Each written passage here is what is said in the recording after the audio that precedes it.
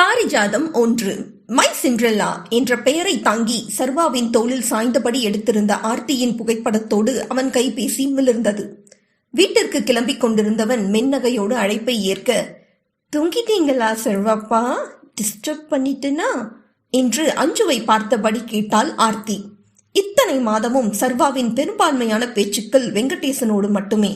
என்னதான் வழக்கு குறித்து அஞ்சுவிடம் சாதாரண பேச்சுக்கள் இருந்தாலும் அவள் கைபேசி எண் அவனுக்கு கிடைத்தது ஆர்த்தி மூலமாகத்தான்.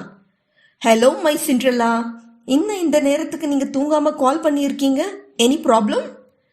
நோ சர்வாப்பா, நோ ப்ராப்ளம். நான் இன்னைக்கு உங்ககிட்ட ஒரு விஷயம் சொல்ல மறந்துட்டேன். இப்போ சொல்லலான்னு கால் பண்ணனா அம்மா என்ன சொல்றாங்க, நீங்க தூங்கிட்டு இருப்பீங்க, டிஸ்டர்ப் பண்ணக்கூடாது சொல்றாங்க. தூங்கிட்டீங்களா சர்வாப்பா? என்னோட லிட்டில் சிண்ட்ரெல்லாக்கு டே நைட்னு எப்போ தோணினாலும் சர்வாப்போடு பேசலாம். என்னன்னு சொல்லுங்க. நாளைக்கு எனக்கு ஃபேன்சி ட்ரெஸ் காம்படிஷன் இருக்கு. எல்லாரோட அம்மா அப்பாவும் வருவாங்க. சர்வாப்பா, நீங்க அம்மாவையும் என்னையும் ஸ்கூலுக்கு பைக்ல கூட்டிட்டு போறீங்களா என்று ஏக்கத்தோடு கேட்க சட்டென ஒரு சிலிர்ப்பு சர்வாவினுள். ஆனால் அவள் கேள்வியில் அதிர்ந்து போன அஞ்சனா சட்டென மகளின் முதுகில் ஒன்று வைத்து அழைப்பையும் துண்டித்து விட்டாள். நான் வரேண்டாமா என்றதற்கு மறுபுறம் பதில் இல்லாமல் போனதில் சூழலை புரிந்து கொண்டவன் காலை பேசிக்கொள்ளலாம் என்று முடிவு செய்து இருக்கையில் சாய்ந்தமர்ந்து கண்களை மூடினான். கண்களை மூடியவனின் மனதில் அன்று குழந்தையிடம் கேட்கப்பட்ட கேள்விகள், அதற்கு ஆர்த்தியின் பதில்கள் மீண்டும் காட்சிப்படமாய் விரிந்தது. ஆர்த்தியின் பொறுப்பை முழுதாக தனக்கு வழங்க கோரி அஞ்சனா கேட்டிருக்க அதற்கு அசோக் சம்மதித்திருந்த போதும் குழந்தையின் மனதை தெரிந்து கொள்ள ஆர்த்தியை தனி அறையில் விசாரணை செய்தார் நீதிபதி. உன் பேர் என்னம்மா என்றதும் அவளும் அழகாக தன் பெயரை சொல்ல, அடுத்து அன்னை, தந்தை, அவள் படிக்கும் பள்ளி என்று விசாரிக்க எதற்கும் பயப்படாமல் சரியாக பதிலளித்தாள் குழந்தை. உங்களுக்கு பைக்ல போறதுக்கு பிடிக்குமா என்றதும் உற்சாகமாக தலையசைத்தாள் ஆர்த்தி. சரி, பாப்பா யாரோட பைக்ல போவீங்க? அருவிப்பாவோட. அப்படியா, சரி, உங்களுக்கு ட்ரெஸ் வாங்கி கொடுக்கறது யாரு? அருவிப்பாவும் நந்துமாவும். பாப்பாவை ஸ்கூலுக்கு கூட்டிட்டு போறது அம்மா இல்லைன்னா அருவிப்பா?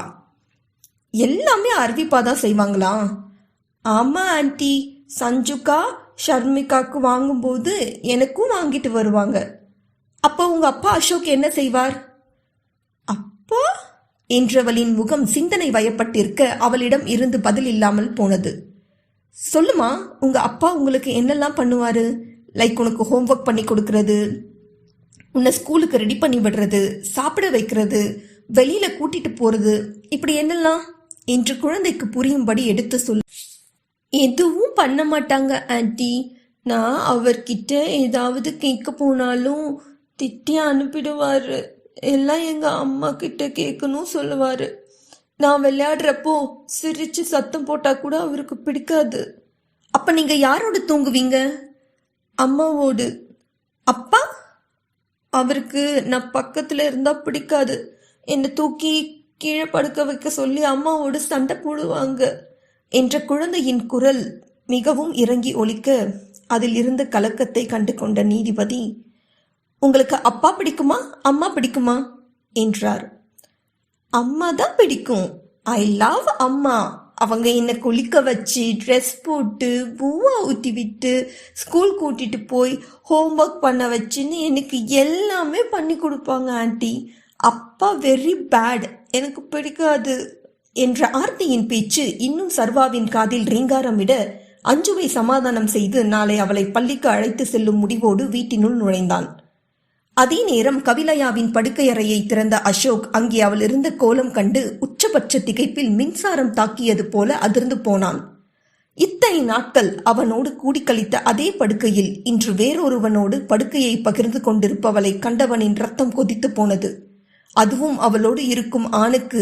இல்லை இல்லை, ஆண் என்பதை விட வாலிபன் என்ற சொல்லே மிக பொருத்தமாக இருக்கும்.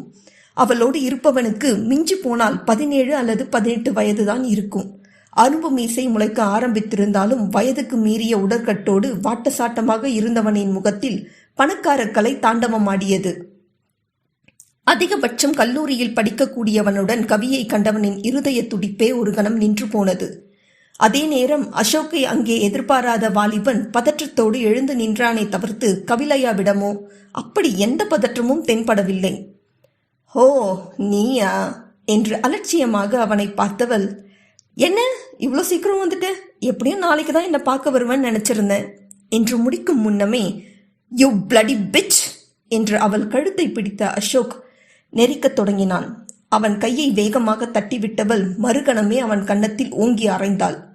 "யார் மேல கை வைக்கிற? தொலைச்சு கட்டிட வேண்டாம் நாயே" என்று மீண்டும் அவன் கன்னத்தில் இடியென தன் கரத்தை இறக்கிட, மனோஜ் என்ற அந்த வாலிபனும் "என் கவியையடா அடிக்கிற" என்று அசோக்கை அடிக்க பாய்ந்தான். அவனை இழுத்து பிடித்த கவிலையா, "எங்க போற ஹனி? ஜஸ்ட் சில், இவன் நான் பார்த்துக்கிறேன், நீ கொஞ்சம் ரெஸ்ட் எடு" என்று தண்ணீர் பாட்டிலை எடுத்து கொடுக்க அவனும் வாங்கி கொண்டான். ஆனால் 2 ஆண்களுக்கு முன்னே அவள் நிற்கும் கோலம் எண்ணி கவிலையாவிடம் அச்சமோ கூச்சமோ வெட்கமோ சுத்தமாக இல்லை.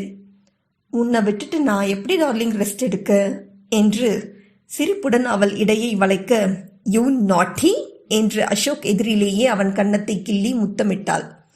"ஆமா, நான் ஒருத்தனை கல்யாணம் பண்ணிக்க இருக்கிறதா உன்கிட்ட ஏற்கனவே சொல்லியிருந்தேனே, டு யூ ரிமெம்பர் ஹனி?" என்றாள். யா, அது இவன் தான். என்ன ஒன்று, இவன் நம்மள மாதிரி ஓப்பன் டைப் கிடையாது, கொஞ்சம் ரிசர்வ்டு. கல்யாணத்துக்கு அப்புறம் அவனையும் நம்ம சர்க்கிள் உள்ள கொண்டு வந்துடலான்னு நினைச்சேன். பட் அதுக்கு முன்னாடியே தெரிஞ்சதுல கொஞ்சம் ஷாக் ஆயிருக்கான் baby. "Oh, I see. But உன் மேல கை வச்சா அவனுக்கு கை இருக்காதுன்னு சொல்லி வை டார்லிங்" என்று அந்த வாலிபன் ஆடையை அணிந்தபடி சொன்னான். அவளும் தன் ஆடைகளை தேடி எடுத்தபடி, "அதெல்லாம் நான் பார்த்துக்கிறேன், ஆர்டர் பண்ணின பீஸா அப்படியே இருக்கு" என்று சிரித்தாள். "You taste better than that, I can't resist baby" என்று அவள் கழுத்தை வளைத்து முத்தமிட அவளும் அவனுக்கு ஈடு கொடுத்து நின்றாள். "அதுதான் நீ கதவை சாத்த விடாத அவசரத்திலேயே புரிஞ்சதே" என்று அசோக் எதிரிலேயே அத்தனையும் நடந்தேற கவி அடித்த அதிர்ச்சியில் இருந்து மீளாமல் விழிகள் விரியாதை பார்த்தபடி நின்றிருந்தவனின் மனம் கூசி போனது. "ஏதாவது பிரச்சனைனா என்னை கூப்பிட ஹனி" என்றபடி மனோஜ் வெளியில் செல்ல, "என்ன உன் ப்ராப்ளம்?" என்றாள் அசோக்கிடம். "என்னடி இதெல்லாம்?" என்று வலியோடு கேட்டான் அசோக். "ஏன் பார்த்தா தெரியல? என்ஜாய்மெண்ட்" என்று எல்லலாக இதழ்களை சுழித்தாள். "ஏய், என்ன காதலிச்சுட்டு இன்னொருத்தனோட இப்படி இருக்கியே, உனக்கு உடம்பு கூசல?" என்றவனை ஏளனமாக பார்த்தவள், "டேய், என்னமோ நீ பெரிய யோகிய சிகாமணி மாதிரி என்ன கேள்வி கேட்க வந்துட்ட? அதுக்கு உனக்கு தகுதி இருக்கா? நம்ம 2 பேரும் லவ் பண்றோம், கல்யாணம் பண்ணிக்க போறோம். ஆனா நீ ஏன் இப்படி அசிங்கத்தை பண்ணிட்டு இருக்க? இத பாரு, இந்த தாலி கயிறு, கல்யாணம், குடும்பம், குழந்தைங்க இதுலலாம் எனக்கு பெருசா இன்ட்ரெஸ்ட் கிடையாது. ஆனா உன்னை கல்யாணம் பண்ணிக்க நினைச்சதே உன்னோட பெர்ஃபார்மன்ஸ்க்காக தான்டா. அதோட தாலி கழுத்துல இருக்கும்போது மரியாதை கொஞ்சம் அதிகமா கிடைக்குது, அதனாலதான் கல்யாணம் பண்ண முடிவு பண்ணேன். அதுக்காக என்னோட சந்தோஷத்தெல்லாம் சாக்ரிஃபைஸ் பண்ண முடியாது" என்று அடுத்த இடியை அவன் தலையில் இறக்க தூக்கி வாரி போட்டது அசோக்கிற்கு. "ஏய் சண்டாளி, உனக்காக தானடி உன்னை என் பொண்டாட்டியா, என் குடும்பத்துக்கு மருமகளா கௌரவமா கூட்டிட்டு போகணும்னு தானடி அந்த அளவு கீழே இறங்கி எனக்கு கட்டினவளுக்கு மென்டல் டார்ச்சர் கொடுத்தேன். ஆனா நீ இப்படி உன்னை விட சின்ன பையனோட கூத்தடிக்கிற, வெக்கமா இல்லையா?" என்று சீறினான். "யாருடா இவன்? இத பாரு, 17 வயசு பையனா இருந்தா என்ன, 70 வயசு கிழவனா இருந்தா என்ன, எனக்கு தேவை வெரைட்டி. ஏண்டா என்ன இவ்வளோ கேள்வி கேட்குறியே? கட்டின பொண்டாட்டியை விட்டுட்டு என்னோட இருந்தப்போ உனக்கு மட்டும் கூசிச்சா என்ன?" என்று கேட்க அசோக் ஆடி போனான். "இன்ஃபேக்ட் என்னால ஒரே விதமான சாப்பாட்டு தினமும் சாப்பிட முடியாதுன்னு உனக்கே தெரியும். அது மட்டுமா இவன் என்று பேச்சை நிறுத்தி கட்டிலை காண்பித்து புருவத்தை உயர்த்த அசோக்கிற்கு பூமி 2ஆய் பிளந்து உள்ளே சென்று விட மாட்டோமா என்ற எண்ணம் சூழ்ந்தது. "என்ன கன்றவிடி இது?" என்று சத்தம் போட்டான். "சத்தமே வரக்கூடாது. ஏன், என்னன்னு தெரியலையா? இதெல்லாம் தெரியாம தான் என் கூட இருந்தியா?" என்று நக்கலாக சிரிக்க அவனுக்கு இதெல்லாம் மிகவும் புதிதாக இருந்தது. அவன் கவி இப்படி கிடையாது, அதிர்ந்து கூட பேச தெரியாதவள் என்று அவன் நினைத்திருக்க, நிதர்சனமோ பொட்டில் அறிந்தது போல அவனை நிலைகுலைய செய்திருந்தது.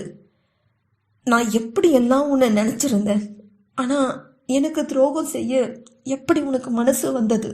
என்றான் மெல்லிய குரலில். "இத பார், நமக்கு இருக்கிறது ஒரே ஒரு லைஃப், அதுல இந்த மாதிரி த்ரில் ஃபன் இல்லாம எப்படி? வாழ்க்கையை அனுபவிச்சு வாழ தானேடா உன் பொண்டாட்டியை விட்டுட்டு என்ன செலக்ட் பண்ணின. நான் பண்ணலடி, நீயா தான் என்னை தேடி வந்த, என்னை காதலிக்கிறதா சொன்ன" என்று வெறுப்போடு கவியை பார்த்தான். அஃப்கோர்ஸ், நான் தான் சொன்னேன், இல்லைன்னு சொல்லலையே என்று அவன் தாடையை பற்றியவள், என்ன செய்ய ராசா, உன் முக அமைப்பு அப்படி, பார்க்க கொஞ்சம் ஹேண்ட்ஸமா மேன்லியா இருக்க, அதோட எக்ஸசைஸ் பண்ணி ஃபிட்டா இருக்க. அப்ப நான் கிடையாது, என்ன மாதிரி 100 பொண்ணுங்க அப்ரோச் பண்ணதான் செய்வாங்க. ஆனா நீ யோக்கியமானவனா இருந்தா நான் முதல் முறை சொன்ன போதே, சாரிங்க எனக்கு கல்யாணம் ஆயிடுச்சு, குழந்தை இருக்கு, உங்களுக்கான ஆள் நான் இல்லைன்னு சொல்லி விலைக்கு போயிருக்கணும் தானே. ஆனா நீ அப்படியா செஞ்ச? உன்னோட சபல புத்தி எனக்கு அப்பட்டமா தெரிஞ்சது. வலைய வீசின, நீயும் விழுந்த. அதுக்கு என்ன மட்டும் குறை சொன்னா எப்படிடா? ஏய் அசிங்கம் பிடிச்சவளே, உன்ன மாதிரி கிடையாதுடி. நான் கல்யாணம் பண்ணி குழந்தை இருந்தப்பவும் நான் அவளை காதலிக்கல. எனக்கு முதலா காதல் என்ற உணர்வே உன்னை பார்த்த போதுதான் பிறந்தது. அப்படியா என்று சத்தமாக சிரித்தவள், பாருடா, குழந்தை வேண்டாம், காலம் முழுக்க ஜாலியா இருக்கலாம்னு சொன்ன என் மேல உனக்கு தெய்வீக காதலா? டே சும்மா இந்த காதல் கன்றாவியெல்லாம் சொல்லி உயிரை எடுக்காத என்றதில் அசோக்கிற்கு பைத்தியம் பிடிக்காத குறைதான்.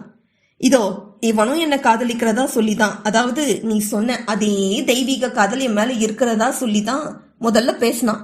ஆனா மொச பிடிக்கிற நாய மூஞ்ச பார்த்தா தெரியாதா? பிசிக்கல் நீடுக்கு காதல்னு பேர் வச்சு அதை அசிங்கப்படுத்தாதீங்கடா என்று சொல்ல அசோக்கிற்கு அவன் ஏமாற்றப்பட்ட அதிர்ச்சியை மீறிய ஆதங்கம் உடைப்படுத்தது. உனக்கு முன்னாடியே பல பேரை பார்த்தவடனா, அப்படி இருந்தும் உன் கூட ஏன் இத்தனை மாசம் இருக்கேன் தெரியுமா? மற்றவங்களை விட உன்னோட பர்ஃபார்மன்ஸ் தான் நல்லா இருக்கும். நானே உனக்கு பலமுறை 9 out of 10 கொடுத்துருக்கேனே, மறந்துட்டியா என்று சொல்ல அசோக்கிற்கு தலை கிறுகிறுத்து போனது. ஒவ்வொரு முறை அவர்கள் கூடும் போதும் அவன் வேகத்தை சிலாகித்து பேசி அவன் பெர்ஃபார்மன்ஸுக்கு மதிப்பிடுவதில் எத்தனை கர்வம் கொண்டிருப்பான். ஆனால் இப்போது யோசிக்கையில் தான் புரிந்தது, இருவரிடத்திலும் காதலை விஞ்சிய காமமே அதிகமாக இருந்திருக்கிறது. அதே நேரம் கவி தன்னை பாராட்டிய போதும் பூரித்து போனவனுக்கு தற்போதைய அவள் பேச்சு குமட்டலை கொடுத்தது. அதைவிட அவளோடான வாழ்க்கையை எந்த அளவு கற்பனை செய்து வைத்திருந்தான். அவையெல்லாம் சீட்டு கட்டு மாளிகையாய் அவன் எதிரே சரிந்து கிடப்பதை மனம் ஏற்க மறுத்தது. வேண்டாம் கவி, என் கோபத்தை கிளறாத. எத்தனை நாள் உனக்கு இந்த பழக்கம்? நாளா என்று உரக்க சிரித்தவள், நாள் கிடையாதுடா, எத்தனை வருஷம்னு கேளு. என்ன சொல்ற என்றவனுக்கு அவள் அளிக்கும் அதிர்ச்சியில் நெஞ்சில் பெரும் வலி எழுந்தது. முதல் முறை துரோகத்தின் வலியை கையாள முடியாமல் நெஞ்சை நீவியபடி அவளை பார்த்திருந்தான். எஸ், எனக்கு காலேஜ்ல படிக்கும் போது இருந்தே பாய் ஃப்ரெண்ட்ஸ் உண்டு. தெருமுனையிலிருந்து பஸ் ஸ்டாண்ட் வர கம்பெனி கொடுக்க ஒருத்தன், காலேஜ் போற வரைக்கும் பஸ்ல கம்பெனி கொடுக்க, அடுத்து அங்கிருந்து என்ன காலேஜ் வாசல்ல டிராப் பண்ண ஒருத்தன்னு சொல்லிட்டே போலாம் என்றிட தூக்கி வாரி போட்டது அசோக்கிற்கு. வீக்கெண்ட் பப்புக்கு ஒருத்தன், ஷாப்பிங்க்கு ஒருத்தன், சாட்டர்டே மூவி நைட்டுக்கு ஒருத்தன்னு ஏகப்பட்ட பேர். ஐ மீன், அவங்கெல்லாம் ஃப்ரெண்ட்ஸ் வித் பெனிஃபிட்ல இருக்கிறவங்க. எப்பெல்லாம் எங்களுக்கு தோணுதோ அப்பெல்லாம் ரூம் போட்டு ஜாலியா என்ஜாய் பண்ணுவோம். என்னடி சொல்ற? Yes, I mean it. After all ஒரே ஒரு லைஃப், அதை ரசிச்சு வாழாம போனா எப்படி? பட் காலேஜ் முடிஞ்ச பிறகு கல்யாணம் பண்ணியே ஆகணும்னு சொல்லிட்டு வீட்டில் ஒரே நச்சரிப்பு. சரின்னு அதையும் பண்ணேன். அண்ட் யூ நோ வாட், எனக்கு இப்படி ஒருத்தனோடவே இருக்கிறதெல்லாம் சுத்தமா செட் ஆகவே இல்லை. I just want to enjoy my life. அதோட அவன் பர்ஃபார்மன்ஸ் ஒன்றும் சொல்லிக்கிற மாதிரிலாம் கிடையாது அசோக். Very poor. 4 மார்க் கூட தேர மாட்டான். புருஷனா இருந்தா சகிச்சுட்டு போகணுமா என்ன என்று கேட்க வாயடைத்து போனவனுக்கு வியர்த்து வடிந்தது. உனக்காக என் அப்பா, அம்மா, அண்ணன், தம்பி, பொண்டாட்டி, பிள்ளை, என் மானம், மரியாதைன்னு இழக்க கூடாதது எல்லாம் இழந்திருக்கேன்டி. ஆனா நீ இவ்வளோ ஈஸியா பேசுற. ஏன் கவி இப்படி? ப்ளீஸ், உனக்கு ஏதாவது பிரச்சனை இருந்தா சொல்லு. என்னோட முதல் காதல் நீ, என் வாழ்க்கையே நீதான்னு நினைச்சிருக்கேன். நான் நிஜமாவே என் உயிரா தாண்டி உன்னை பார்க்கிறேன் என்றவனின் கண்களில் இருந்து அவனை அறியாமல் கண்ணீர் வழிய அவனுக்கோ ஓவென கத்தி அழ வேண்டும் போல துக்கம் தொண்டையை அடைத்து வார்த்தையை தடை செய்தது. நான் உனக்கு உயிரா இருக்கலாம், ஆனா நீ எனக்கு இதுக்கு கூட சமம் கிடையாதுடா என்று தன் தலைமுடியை இழுத்து காண்பிக்க அசோக் முற்றிலும் சிரிந்து போனான். டேய், ஒருத்திய கல்யாணம் பண்ணி குழந்தைய பெத்து அதுக்கப்புறம் என் மேல வந்ததுக்கு பேர் காதலா? Just shut up. நான் வேணும்னா நீ தேடிய ஒருத்தியா இருக்கலாம், ஆனா நீ எனக்கு 1000ல் ஒருத்தன் என்றதில் அசோக் புரியாமல் அவளை பார்த்தான். என்ன புரியலையா? என்னோட பாடி கவுண்ட் 1007. இப்போ புரிஞ்சிருக்குமே என்று சொல்ல, சீ, அசிங்கமா இல்ல? ஏய், நீ பண்ற தொழிலுக்கு பேர் என்ன தெரியுமா என்றவன் அவளை அறையும் முன்பாகவே அசோக்கின் கரத்தை தடுத்து பிடித்து அவள் அறைந்த வேகத்தில் 2 அடி பின்னே சென்றான். அதே நேரம் வெளியில் இருந்த மனோஜ் வேகமாக உள்ளே நுழைந்து அசோக்கின் கையை பின்னே வளைத்து முறுக்கியபடி, என் டார்லிங் மேல உன் கைப்பட்டது உன் உயிர் உடம்புல தங்காதுடா என்று எச்சரித்து அவனை ஓங்கி அறைந்து கீழே தள்ளி மிதித்தான். நோ பேபி, இவனை நானே ஹேண்டில் பண்ணிப்பேன், நீ போய் டின்னர் முடி என்று சொல்ல அசோக்கிற்கு சின்ன பையனிடம் அடிவாங்கியது அத்தனை தலையிறக்கமாகி போயிருந்தது. மனதை அழுத்தும் வேதனை தாளாமல் தலையை பிடித்தபடி தரையில் அமர்ந்தவன், உனக்காக எத்தனை பேர் காலை கட்டி எங்க அப்பாவை வாரி கொடுத்து என் அம்மாவை நோகடிச்சு அண்ணன் தம்பிங்களை இழந்துன்னு எவ்வளோ பட்டனே. ஆனா அதெல்லாம் இப்படி ஒரு அவசாரிக்காக தானான்னு நினைக்கிறப்போ என்னை விட பைத்தியக்கார வேற அவனும் இருக்க மாட்டான் என்று பித்து பிடித்தவன் போல தன் போக்கில் கண்ணீரோடு புலம்பத் தொடங்கினான். மனைவியிடம் கிடைக்காத சுகத்தை அவனும் அவள் கடந்து வந்த ஆண்களிடம் கிடைக்காத திருப்தியையுமே இருவரும் இணைவதற்கான காரணியாக இருப்பதை காலம் கடந்து உணர்ந்திருந்தான். திருமணம் ஆனவன் என்று தெரிந்ததும் விலகாத அவளை இத்தனை நாட்கள் குற்றம் சுமத்தி கொண்டிருந்தவனுக்கு காலம் கடந்து கிடைத்த ஞானத்தில் அவன் தவறு புரிந்தது. அசோக்கை சொடக்கிட்டு தன்னை பார்க்க செய்தவள், இப்போ நான் உனக்கு கொடுத்த ஆஃபர் முடிஞ்சிடல, கண்டிப்பா உன்னை கல்யாணம் பண்ணிப்பேன். அதே நேரம் இந்த மாதிரி ஃபன் என்ஜாய்மெண்ட் எல்லாம் என்னால் விட முடியாது. அதனால நீயே வீக்கெண்ட்ல என்று குறிப்பிட்ட ரிசார்ட்டின் பெயரை சொல்லி அங்க போய் விட்டுட்டு சண்டே நைட் பிக்கப் பண்ணிக்கோ என்று முடிக்கும் முன்னமே அது நேரம் வரை அவள் அளித்த அதிர்ச்சிகளை உள்வாங்க முயற்சித்துக் கொண்டிருந்தவன் கவியின் இறுதி வாக்கிய கூட்டி கொடுக்க சொல்றியாடி என்று ஆக்ரோஷமாக கேட்டான். என்னன்னு நினைச்ச? உன்ன மாதிரி சாக்கடையாடினா கண்ட இடத்துலயும் புரண்டேழ. எங்க குடும்பத்துக்குன்னு ஒரு கௌரவம் இருக்கு, அதையெல்லாம் உனக்காக பணையம் வச்சேனே. ஆனா இப்படி கழுத்தறுத்துட்டியே, நல்லா இருப்பியா நீ என்று அவளை நெருங்க காதை குடைந்தபடி, என்ன சாபமா என்று நக்கலாக கேட்டவள், ஹே ஸ்டாப் ஸ்டாப் ஸ்டாப், உன் சாபம் பழிக்க நீ கண்ணகியும் கிடையாது, நான் மாதவியும் கிடையாது. சும்மா இந்த சென்டிமெண்ட் பேசி போர் அடிக்காத. அஃப்கோர்ஸ் நான் உன்னை கல்யாணம் பண்ணிக்கிறேன்னு சொன்னேன், ஏன் தெரியுமா என்று புருவத்தை உயர்த்தி ஒரு கணம் தன் பேச்சை நிறுத்தியவள், நீ 1000ல் ஒருவன் மட்டும் இல்லடா, அதுல முதல் இடத்துல இருக்கிற காரணத்தால தான் என்று அவன் தோளில் தன் கரங்களை மாலையாக்கியவள், ஐ மீன் 1000 பேர்ல உன்னோட பெர்ஃபார்மன்ஸ் தான் தி பெஸ்ட், உன்னளவுக்கு யாருமே இருந்ததில்லை என்றிட அவனுக்கோ சொல்லில் வடிக்கவியலா வேதனை நெஞ்சை அறுத்தது. சீ, கையை எழுடி, உன்னை பார்க்கவே அருவெறுப்பா இருக்கு, உன்னோட மானம் போயிடக்கூடாதுன்னு என்று கலங்கிய விழிகளோடு போலீஸ் ஸ்டேஷனில் நடந்ததை விவரிக்க அவளிடம் அடக்க மாட்டாத சிரிப்பு. உன்னோட இருக்கிற வீடியோ மட்டும்தான் பார்த்தாங்களா? கேட்டிருந்தா நான் பிரீமியம்ல மற்றவங்களோடு இருந்ததையும் அனுப்பி இருப்பேனே என்றதில் அசோக் உச்சபட்ச அதிர்ச்சியில் அவளை பார்த்தான். என்ன பார்க்கிற, அங்க பார் என்று அவள் அறையில் இருந்த அலங்கார விளக்கில் பொருத்தப்பட்டிருந்த கேமராவை சுட்டிக்காட்டி, இங்க எல்லாமே ரெக்கார்டட் தான் என்று சொல்ல அசோக் உடல் வெடவெடுத்து போனான். ஐடி ஜாப் ஜஸ்ட் அவங்களுக்கு வலவீச மட்டும்தான், மற்றபடி என்னோட முழு நேர பிசினஸ் இதுதான். என்னோட வீடியோஸ் வெளிநாட்டிலே எவ்வளோ விலை போகுது தெரியுமா என்று சொல்ல அசோக்கிற்கு அதிர்ச்சியில் பேச்சு மறந்து போனது. சரி, நீ இப்போ ரொம்ப ஷாக்ல இருப்ப, டேக் யூர் ஓன் டைம். நீ சொல்ற நாள்ல முகூர்த்தத்துல பிரம்மாண்டமா நம்ம கல்யாணத்தை நடத்திக்கலாம். ஆனா இப்போ எங்க சந்தோஷத்தை கெடுக்காம இடத்த காலி பண்ணு என்று வாசலை நோக்கி கை காட்ட ஆத்திரம் பன்மடங்காக பெருகிய போதும் எதுவும் பேச முடியாமல் நடைபெணமாக அவள் வீட்டை விட்டு வெளியேறினான். கவி கிட்டத்தட்ட அவனை கழுத்தை பிடித்து வெளியே தள்ளியதில் அசோக்கிடம் இருந்த அகம்பாவம், ஆணவம், ஆண் என்ற கர்வம் அத்தனையும் அடியோடு விழுந்திருந்தது. யாராக இருந்தாலும் கர்ம பலனை அனுபவித்தாக தான் வேண்டும் என்று சும்மாவா சொன்னார்கள்? எந்த தவறும் செய்யாத உத்தமியின் மீது பழி போட்டவனுக்கு கவி மூலமாக அடுத்தடுத்து கிடைத்த அடிகள் ஒவ்வொன்றும் மரண அடிகளே. அதிலிருந்து அவன் மீள்வது கடினம் என்றாலும் அவை அசோக்கை முற்றிலுமாக புதிய மனிதனாக மாற்றியிருந்தது. ஆனால் அதை உணரும் நிலையில் அவனே இல்லை, தன் வாழ்வே கவிதான் என்று நினைத்திருந்தவனுக்கு அவள் அளித்த துரோகம் அவனை அமிலத்தில் குளிக்க செய்ததில் தன்னை மறந்தான். தான் செல்லும் பாதை மறந்தான். மொத்தத்தில் சுற்றம் மறக்கும் அளவு துரோகத்தின் வலி அவன் நெஞ்சை அமிலத்தில் தோய்த்த கத்தியாக கொன்று கிழித்துக் கொண்டிருந்தது. கண்களில் வழிந்த கண்ணீரோடு தனக்குள் பேசியபடி நடந்து சென்றவன் சுற்றம் மறந்து சாலையை கடக்க முயல எதிரே வந்த லாரி அவன் மீது மோதிய வேகத்தில் பக்கவாட்டில் தூக்கி எறியப்பட்டான் அசோக்.